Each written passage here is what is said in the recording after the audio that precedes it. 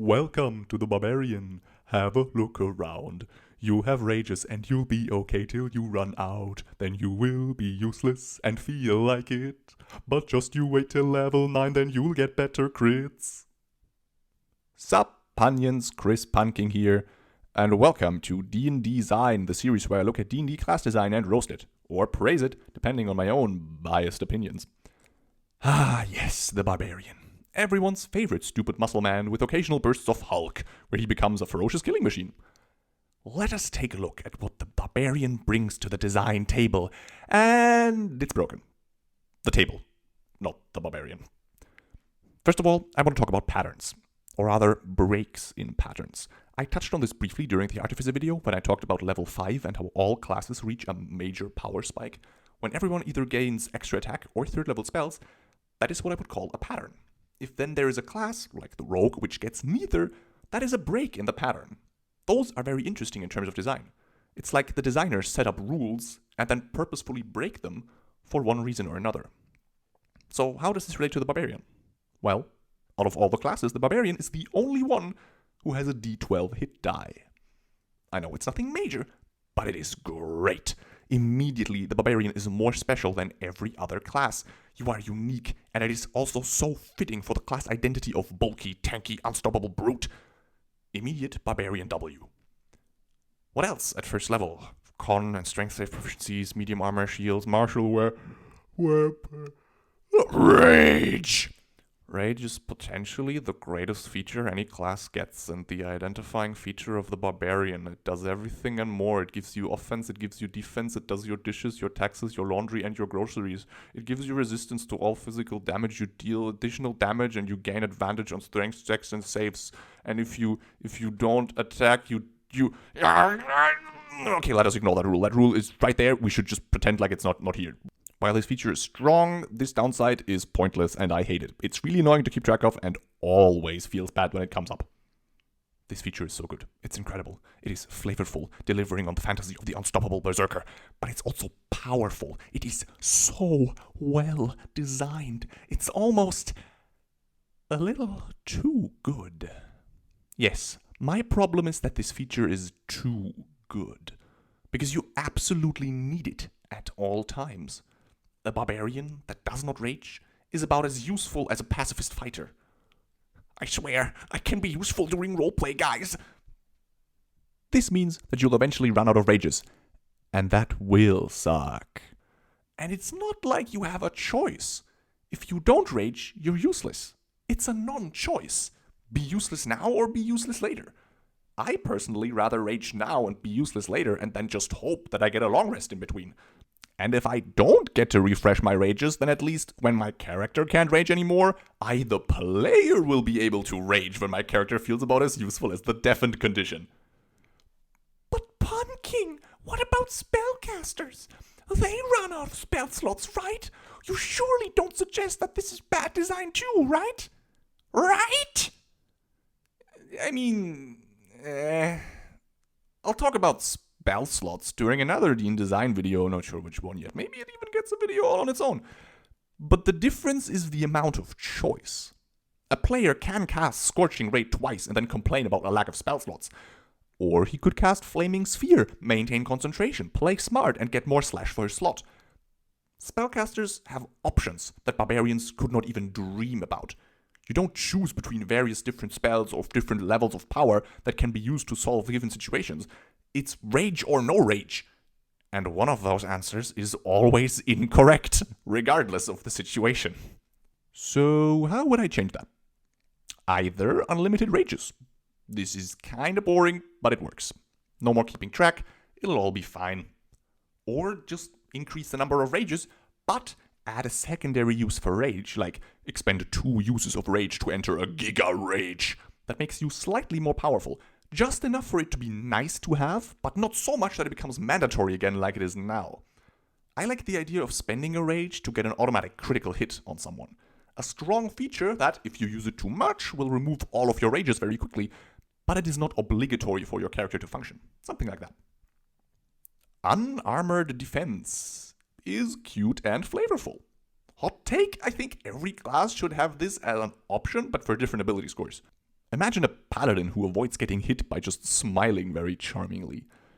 And it's still worse than just wearing armor, so it won't break the game, but it would help make flavorful builds where characters don't wear armor more viable. But that's not a hill I'm willing to die on, so just some food for thought. Level 2, Reckless Attack.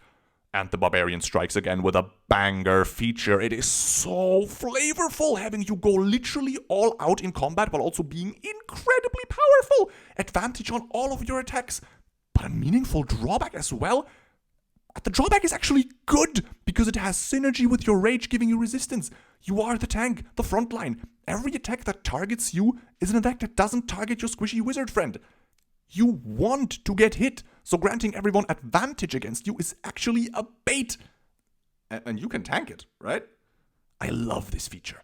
While I'm always a little bit sad that Barbarians get no fighting style, this is better, cooler, and I would never trade it for a fighting style ever. Also, Danger Sense. A good feature which gives advantage on deck saves that randomly has a clause in it that requires sight, which, That is not a Danger Sense. That's just your sense of sight.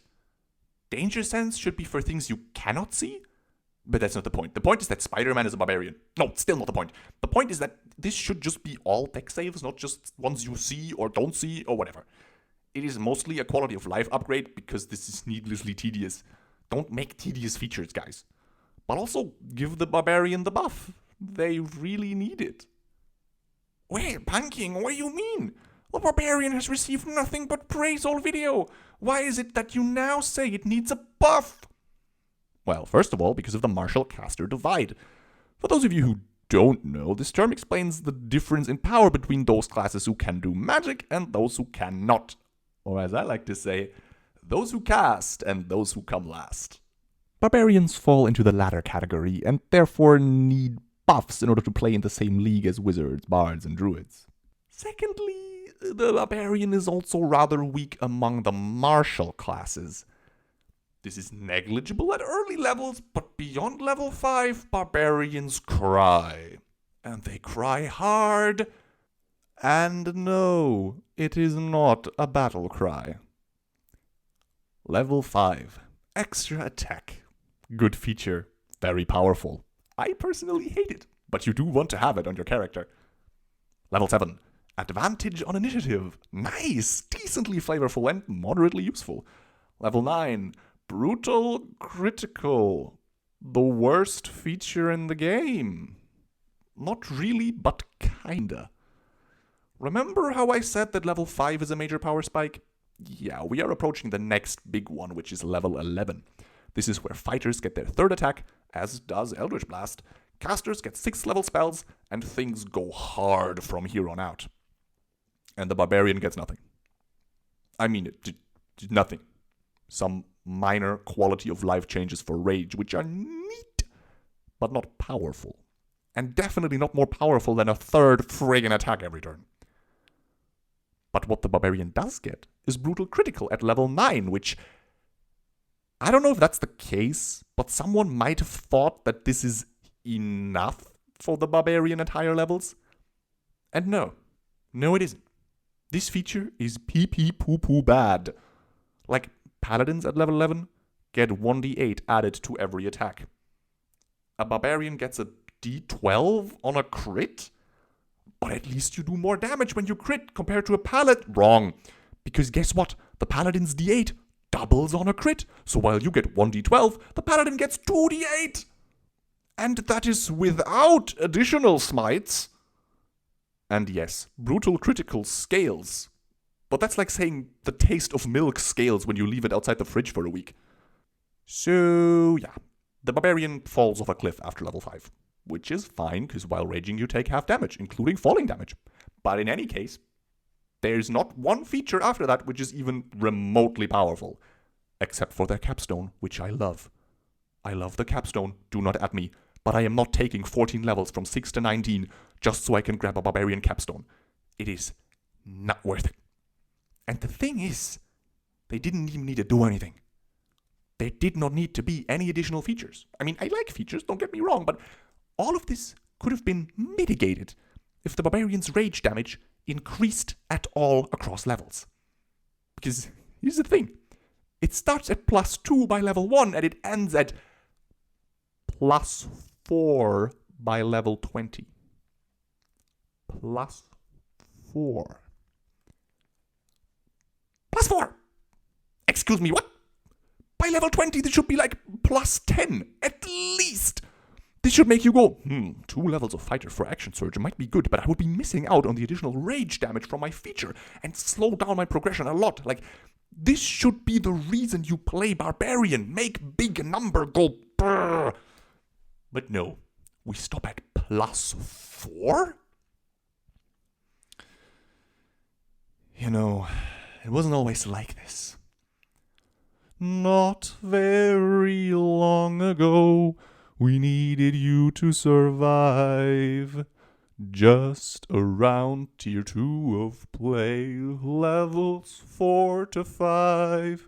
It was goblin hordes, angry orcs, a wyvern or two. We set our quests and spent our rests scaling. But you, Barbarian, you did not get any good features past attack number 2. Now we do all the things they designed us to do. Now look at you. Look at you.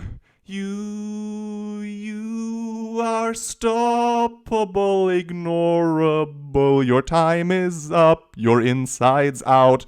Please let the casters through. And if we stick together, we'll carry you too. It was always the aim to cast Wish in late game.